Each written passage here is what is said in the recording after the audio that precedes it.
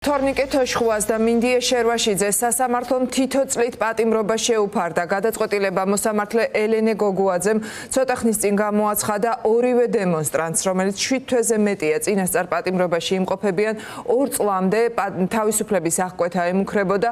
საქმე ეხება 2025 წლის 31 ივლისს რუსთაველის გამზირზე მიმდინარე აქციის დროს მომხდარ ინციდენტს, სადაც ქართული ოცნების მხარდამჭერი ბექა გოცირიძე დანით შეიარაღებული მივიდა. სიტყვიერი დაპირისპირება ფიზიკურ ჩხუბში გადაიზარდა აქციის მონაწილეებმა ის ტერიტორიიდან გააძევეს, დანაკი პოლიციას გადასცეს. ოცნების მთავრობამ გისოსებს მიღმა 2 დემონსტრანტი გაუშვა. მისი მხარდამჭერი კი დაზარალებულად გამოაცხადა. ლიზი ვეკუა დაესწრო დღევანდელ სასამართლოს ხდომას, ის ახლა დეტალებით შემოგვიერთდება პირდაპირ ეთერში. საუბარს დავიწყებ მოსამართლე ელენე გოგუაძის სარეზოლუციო ნაწილით დასაბუთებით ამ სასჯელთან დაკავშირებით, რომელიც გააცნო როგორც ბრალდებულებს თორნიკე თოშხუასა და ახლო უკან მსჯავრდებულებს მინდია შერვაშიძეს და ასევე დაცვის მხარის წარმომადგენლებსაც და პროკურატურასაც.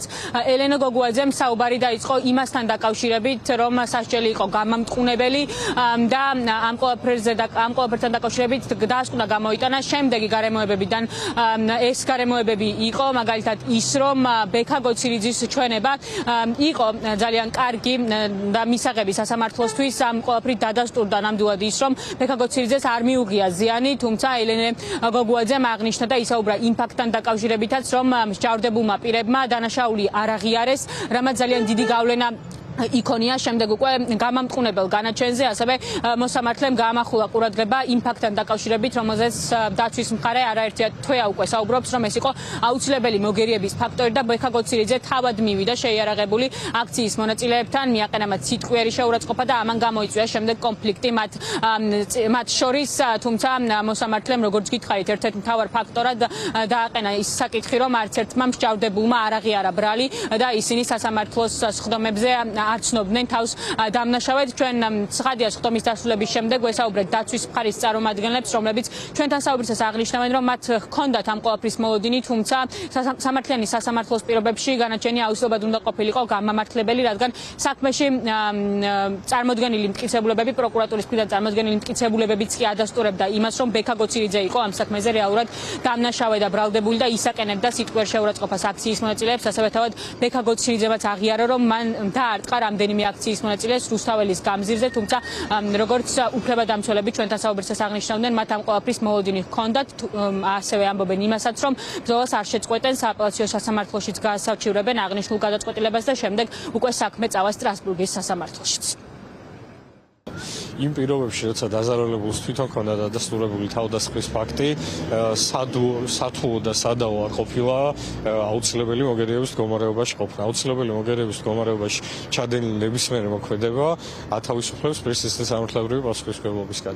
სასამართლოს განმარტება, რომ ის ვერ დაიყრდნობა დაზარალებულის ჩვენებას, ჩემთვის ცოტა რთულად გასაგებია.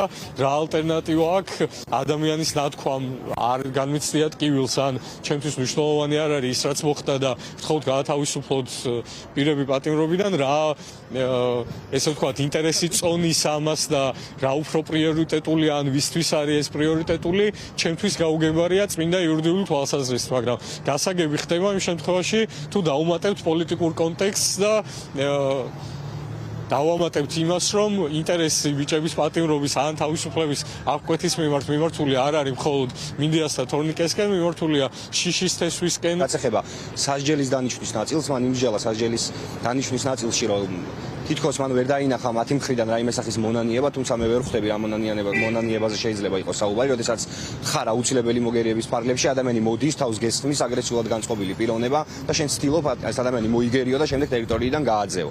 აღნიშნულიდან გამომდინარე, ვერც სასჯელის ნაწილს, თავად ვერც სასჯელის ნაწილს და ვერც არსებით გადაწყვეტილებას, რაც ეხება გამამტყუნებელ განაჩენს, დაცვის მხარე ვერ დაეთანხმება და ჩვენ დარწმუნებულები ვართ, რომ თუ საქართველოში არა სტრასბურგის სასამართლოში აუცილებლად მივიღებთ იმ გადაწყვეტილებას, საგადაწყვეტილებად ჩვენ გვინდა რომ მივიღოთ.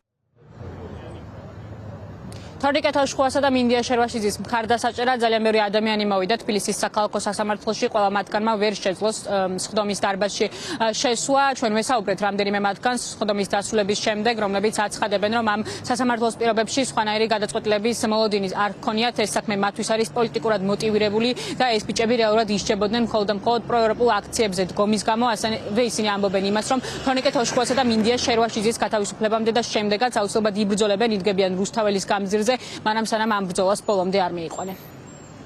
ამ გადაწყვეტილება არის პოლიტიკური შარჩულით მოტივირებული.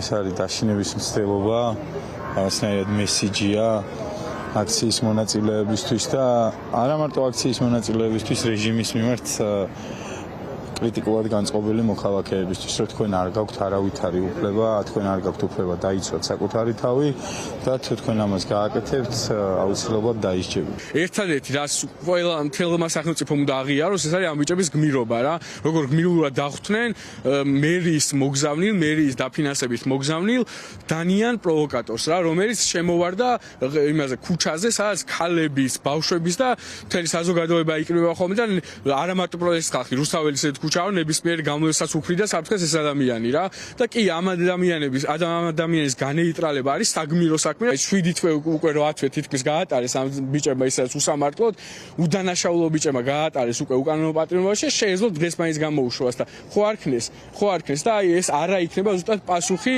როდესაც ბიძინა ბორია ივანიშვილის განაჩენი დადგება ძალიან მალე და ეს განაჩენს გამოიყვანს ძალიან მალე ქართველი ხალხი. მოსამართლეებში აქ ბრალდების მხარე, და განმარტა რომ მათ ქონდათ რაღაცა უტყუარი მტკიცებულებები მოტანილი, რაც სრული აბსურდი არის, იმიტომ რომ თავიდანვე გვახსოვს თორნიკე მაგალითად შიმშილობდა იმის გამო, რომ კონკრეტული დანის მიმაგრება მომხდარიყო საქმის მასალებისთვის, მაგრამ ნუ ველოდებოდით პატიმრობას, ველოდებოდით ამ განაჩენს და არ ვართ გაკვირვებულები. ისაუბრა მოწმის გოცვირიძის ჩვენებაზე, რომ დაზარალებულს არ ქონდა პრობლემა ბიჭებთან, თუმცა მაინც დაზარალებულის აზრს ეხლა ბოლომდე ვერ გავითვალისწინებოდა, ამიტომ ვაცხადებ გამამტყუნებელ განაჩენს. მე ეჭვი მაქვს, რომ ბიჭებს რომც ეღიარებიათ ის, რაც არ ჩაუდენიათ, მაინც პატიმრობას გამოიყენებდა ქალბატონი მოსამართლე. მოკითხვა ბიჭებს ხნეთ ყოფნა და მალე გავა ეს 5 თვეც ბიჭებო, ჩვენ აუცილებლად თქვენთან ვართ ბოლომდე. თორნიკე თოშხუა და მინდია შერვაშიძე უკვე 7 თვეა, რაც სასჯელ ახსნილების დაწესებულებაში იმყოფებიან. მათ 1 წლით თავისუფლების აღკვეთა მიესაჯათ, შესაბამისად, ბრძანის ნომერ მერვე პენიტენციურ დაწესებულებას ისინი 16 აგვისტოს დატოვებენ.